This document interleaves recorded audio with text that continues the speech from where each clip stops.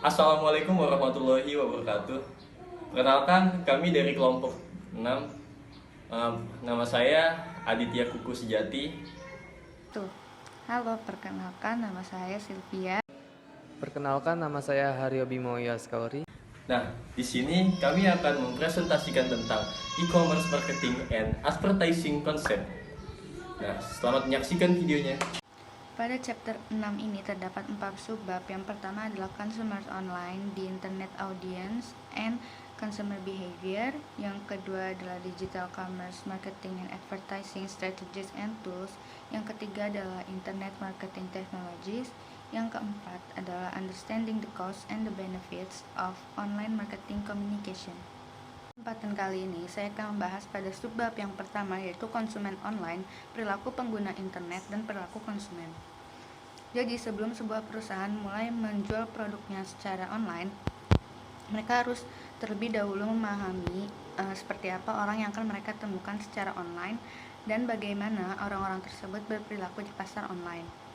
Pada bagian ini kita akan fokus terutama pada konsumen individu di area bisnis tuh. Selanjutnya, pola perdagangan internet, profil konsumen online. Kita akan mulai dengan analisis beberapa demografi latar belakang konsumen pada web Amerika Serikat. Prinsip pertama pemasaran dan periklanan adalah kenali pelanggan mereka. Siapa yang online, siapa yang berbelanja secara online, mengapa, serta apa yang mereka beli. Pada tahun 2013, sebanyak sekitar 243 juta orang dari segala usia memiliki akses ke internet. Pola perdagangan internet secara bisnis. Yang pertama adalah pemasaran dan periklanan online meningkat sebesar 15% dibandingkan dengan pemasaran dan periklanan media tradisional yang hanya 3%. Lalu yang kedua, pemasaran media sosial dan saluran periklanan berkembang, tapi pencarian dan tampilan pemasaran tetap mendominasi. Lalu yang ketiga adalah pemasaran dan periklanan seluler tumbuh 2 kali lipat dibanding pemasaran online tradisional. Yang keempat, pemasaran dan periklanan lokal berdasarkan layanan geolokasi seperti Groupon dan Living Social. Yang kelima, yaitu video periklanan terus menjadi salah satu format dengan pertumbuhan yang tercepat. Yang terakhir ada pemasaran dan periklanan secara search engine atau mesin pencari terus mendominasi, tetapi laju pertumbuhannya agak melambat dibandingkan dengan format lain. Yang kedua, secara teknologi. Yang pertama adalah perangkat seluler yang kuat, berdaya rendah, dan mudah digenggam menantang PC sebagai platform pemasaran dan periklanan online yang utama. Ponsel seluler dan komputer tablet menjadi perangkat akses web yang lazim. Yang kedua ada data besar. Pelacakan online menghasilkan lautan data, program analitik bisnis yang menantang. Yang ketiga ada cloud computing, menjadikan konten pemasaran yang kaya dan multi-channel. Cross-platform marketing sekarang menjadi kenyataan. Dan yang keempat ada platform seperti Twitter, Facebook, dan Pinterest tumbuh menjadi alat manajemen hubungan pelanggan sosial yang berharga, memungkinkan bisnis untuk terhubung dengan pelanggan di situs jejaring sosial. Yang ketiga adalah masyarakat. Iklan memiliki target berdasarkan pelacakan perilaku yang mengarah pada peningkatan kesadaran dan ketakutan privasi mereka. Yang kedua, situs jejaring sosial sering dituduh menyalahgunakan informasi profil pelanggan tanpa memberikan kontrol pengguna yang memadai atas distribusi profil. Yang ketiga, ada pelacakan GPS untuk informasi lokasi individual yang terdapat dalam handphone dan perangkat seluler lainnya yang sering menimbulkan masalah privasi. Pola perdagangan internet memiliki cakupan. Yang pertama adalah intensitas dan ruang lingkup penggunaan. Beberapa penelitian juga menunjukkan bahwa lebih banyak waktu yang dihabiskan secara online oleh pengguna internet selama 2 jam sehari. Pada tahun 2013, sekitar 125 juta pengguna ponsel memainkan game, sekitar 75 juta menonton video, sekitar 100 juta mengunjungi situs sosial, dan jutaan lainnya mendengarkan musik, berbelanja, dan mengirim SMS pada saat itu. Semakin banyak waktu yang dihabiskan pengguna secara online menjadi lebih nyaman dan terbiasa dengan fitur layanan internet, maka semakin banyak layanan yang cenderung mereka eksplorasi. Yang kedua, demografi dan akses. Profil demografi internet dan e-commerce telah banyak berubah sejak tahun 1995 hingga pada tahun 2000-an. Pria lajang berkulit putih dan berpendidikan tinggi serta berpenghasilan tinggi mendominasi internet. Namun, dalam beberapa tahun terakhir terjadi peningkatan yang mencolok dalam penggunaan internet oleh perempuan, minoritas, manula, dan keluarga dengan berpendapatan rendah, menghasilkan penurunan yang mencolok pada ketidaksetaraan akses dan penggunaan sebelumnya. Wanita sedikit lebih mungkin untuk berbelanja online dibandingkan pria. Lalu sehubungan dengan adanya perbankan online, mereka yang berusia 65 dan lebih tua lebih kecil kemungkinannya dibandingkan dengan kelompok usia muda. Sementara mereka yang setidaknya berpendidikan hingga perguruan tinggi lebih mungkin daripada mereka yang hanya memiliki ijazah sekolah menengah atau kurang. Perbankan online juga lebih populer di kalangan pria daripada di kalangan wanita. Lalu komentator lain telah mengamati bahwa anak-anak yang berpendidikan dari keluarga kurang mampu dan berpendidikan rendah biasanya menghasilkan lebih banyak waktu menggunakan akses mereka untuk hiburan seperti film, game, Facebook, dan SMS daripada anak-anak dari keluarga kaya. Untuk semua anak dan remaja, sebagian besar waktu yang dihabiskan di internet telah diberi label waktu terbuang karena mayoritas penggunaan online untuk hiburan dan bukan untuk pendidikan atau pembelajaran. Selanjutnya, sekitar 96% rumah tangga dengan tingkat pendapatan $75.000 memiliki akses internet dibandingkan dengan hanya 76% rumah tangga yang berpenghasilan kurang dari $30.000. Seiring waktu, perbedaan pendapat telah menurun. Yang ketiga, ada jenis koneksi internet, broadband, dan dampak seluler. Pengguna broadband jauh lebih intens terlibat dengan internet dan jauh lebih mampu menggunakan internet. Untuk pemasar, audiens ini menawarkan peluang unik untuk penggunaan kampanye pemasaran multimedia dan untuk menentukan posisi produk yang sangat cocok untuk audiens ini. Di sisi lain, rumah tangga dial-up masih membeli produk secara online, mengunjungi situs berita, dan menggunakan situs jejaring sosial, tidak sesering atau sekuat rumah tangga broadband. Pertumbuhan eksplosif dari smartphone dan komputer tablet yang terhubung dengan jejaring sosial broadband dan Wi-Fi adalah fondasi untuk e-commerce dan platform pemasaran yang benar-benar mobile yang tidak ada beberapa tahun yang lalu. Pemasar sekarang mulai menggunakan platform baru ini untuk pengembangan merek. Lalu yang keempat, ada efek komunitas, yaitu penularan sosial di jejaring sosial. Selanjutnya, ada model perilaku konsumen. Setelah perusahaan memiliki pemahaman tentang siapa yang online, mereka perlu memahami bagaimana konsumen berperilaku online. Studi tentang perilaku konsumen adalah disiplin ilmu sosial yang berupaya memodelkan dan memahami perilaku manusia di pasar. Beberapa disiplin ilmu sosial memainkan peran dalam penelitian ini, termasuk sosiologi, psikologi, dan ekonomi. Model perilaku konsumen berusaha memprediksi atau menjelaskan apa yang dibeli konsumen, di mana, kapan, berapa banyak, dan mengapa mereka membeli. Harapannya adalah bahwa jika proses pengambilan keputusan konsumen dapat dipahami, perusahaan akan memiliki ide yang jauh lebih baik bagaimana memasarkan dan menjual produk mereka. Nah, profil konsumen online, perilaku konsumen online sejajar dengan perilaku konsumen offline dengan beberapa perbedaan yang jelas. Penting untuk terlebih dahulu memahami mengapa orang memilih saluran internet untuk melakukan transaksi. Lihat pada tabel 62. Presentasi alasan responden.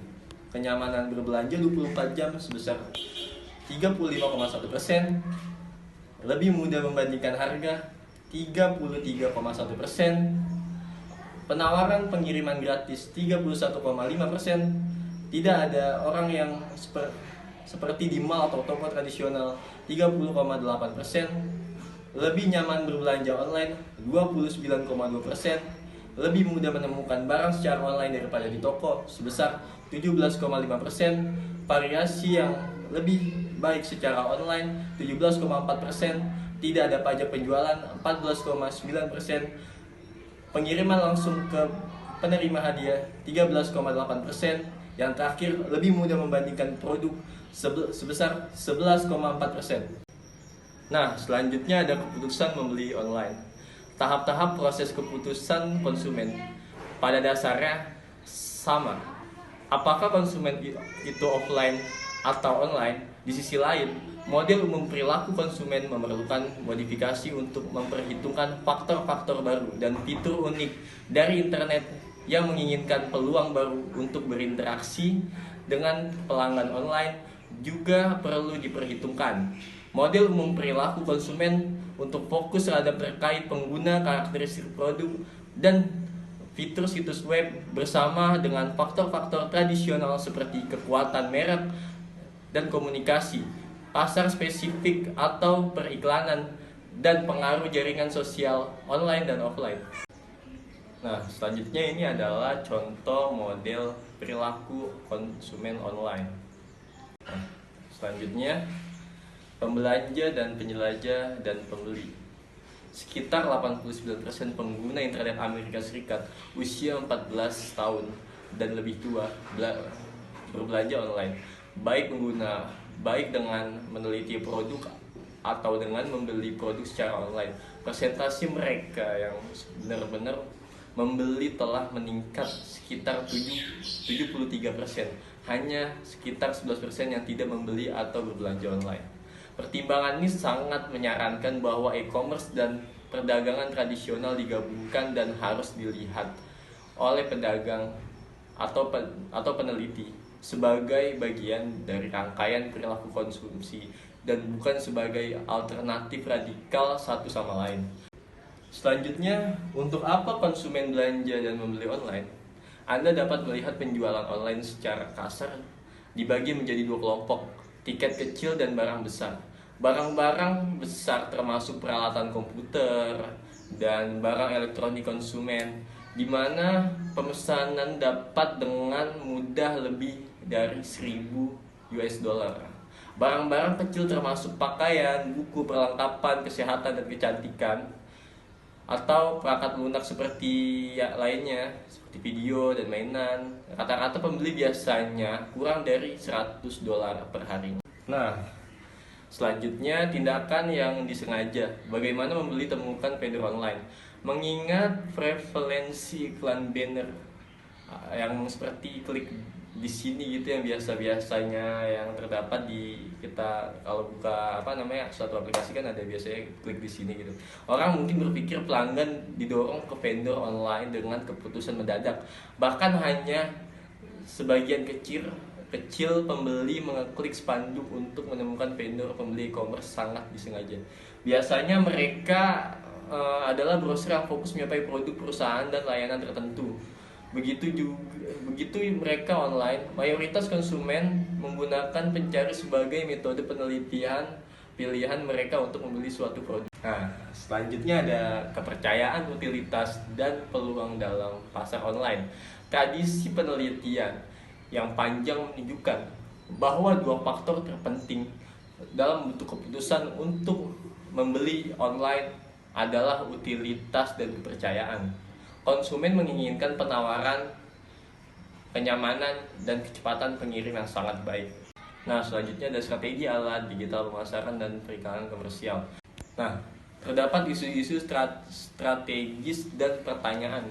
Di masa lalu pada tahun 2000 hingga 2010, langkah pertama dalam membentuk merek online adalah untuk membangun sebuah situs web dan kemudian mencoba untuk menarik penonton. Nah, situs web berbagai platform pemasaran membangun hubungan pelanggan. Fungsi situs web itu ada dua, membangun identitas merek dan jangkar merek online.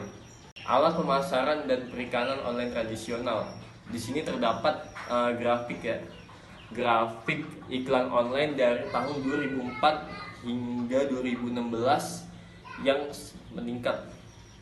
Mesin pencarian pemasaran dan iklan. Search engine adalah terbesar pemasaran dan periklanan platform di internet. Dan sampai saat ini, yang paling cepat berkembang pada 2013, perusahaan akan menghabiskan sekitar 19,6 miliar US dollar pada pemasaran mesin pencari dan iklan, hampir setengah dari seluruh pengeluaran untuk pemasaran digital. Pemasaran afiliasi, yang kedua adalah pemasaran afiliasi adalah bentuk pemasaran di mana sebuah perusahaan membayar komisi ke situs lain untuk mengirim pelanggan ke situs web mereka. Afiliasi pemasaran umumnya melibatkan bayar untuk kinerja atau jaringan-jaringan yang dibayar jika pengguna mengklik link atau membeli produk. Ada 4 fitur pemasaran sosial dan periklanan yang mendorong pertumbuhan. Yang pertama adalah social sign-on, yaitu situs web melalui halaman jaringan sosial seperti Facebook yang memungkinkan situs web untuk menerima informasi profil sosial berharga dari Facebook dan menggunakannya dalam upaya pemasaran mereka sendiri. Yang kedua ada collaborative shopping, yaitu menciptakan lingkungan di mana konsumen dapat berbagi pengalaman mereka berbelanja dengan satu sama lain dengan produk, melihat chatting atau SMS. Yang ketiga ada network notification, yaitu menciptakan lingkungan di mana konsumen dapat berbagi persetujuan mereka atau ketidaksetujuan produk, jasa atau konten, atau berbagi geolocation mereka. Mungkin restoran atau klub dengan teman-teman di mana tombol like Facebook adalah sebuah contoh. Yang keempat ada social search rekomendasi, itu mengaktifkan lingkungan di mana konsumen dapat meminta teman-teman mereka untuk pencarian sosial rekomendasi. Selanjutnya ada mobile marketing dan advertising, yaitu platform mobile dengan faktor yang mendorong pengiklanan untuk platform mobile, smartphone, dan tablet. Internet marketing teknologi, yaitu pemasaran internet memiliki banyak kesamaan dan perbedaan dari pemasaran biasa. Tujuan pemasaran internet seperti dalam semua pemasaran, yaitu untuk membangun hubungan pelanggan sehingga perusahaan dapat mencapai pengembalian di atas rata-rata, baik dengan menawarkan produk atau layanan superior dan dengan mengomunikasikan fitur-fitur produk kepada konsumen. Tapi pemasaran internet juga sangat berbeda dari pemasaran biasa karena sifat medium dan kemampuannya sangat berbeda dari apapun yang telah ada sebelumnya. Revolusi dalam teknologi pemasaran internet. Secara seimbang, internet memiliki 4 dampak yang sangat kuat pada pemasaran. Pertama-tama, internet sebagai media komunikasi telah memperluas cakupan komunikasi pemasaran dalam arti jumlah orang yang dapat dengan mudah dijangkau serta lokasi di mana mereka dapat dijangkau dari desktop ke ponsel. Kedua, internet telah meningkatkan kekayaan komunikasi pemasaran dengan menggabungkan konten teks, video, dan audio menjadi pesan yang kaya. Bisa dibilang web lebih kaya sebagai media daripada televisi atau video karena kompleksitas pesan yang tersedia, konten luar biasa yang dapat diakses pada berbagai subjek dan kemampuan pengguna untuk secara interaktif mengontrol pengalaman. Ketiga, internet telah sangat memperluas intensitas informasi pasar dengan menyediakan pemasar dan pelanggan informasi yang tak tertandingi, terperinci, real time tentang konsumen ketika mereka bertransaksi di pasar. Keempat, lingkungan yang selalu aktif, selalu melekat, yang diciptakan oleh perangkat seluler menghasilkan konsumen yang jauh lebih tersedia untuk menerima pesan pemasaran. Salah satu hasilnya adalah ekspansi, yaitu sumber utama informasi konsumen di web adalah log transaksi yang dikelola oleh semua server web. Log transaksi mencatat aktivitas pengguna di situs web yang dimasukkan ke dalam perangkat lunak server web.